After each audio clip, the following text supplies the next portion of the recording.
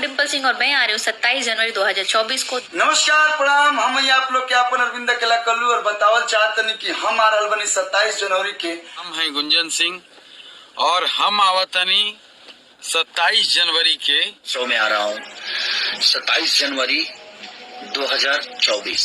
हाँ तो दोस्तों, आप सभी को बताना चाहता हूँ हमारे भोजपुरी इंडस्ट्री के तमाम कलाकार लोग आने वाले हैं विशाल गढ़ा महोत्सव में, जो कि आप लोग वीडियो में सुने होंगे।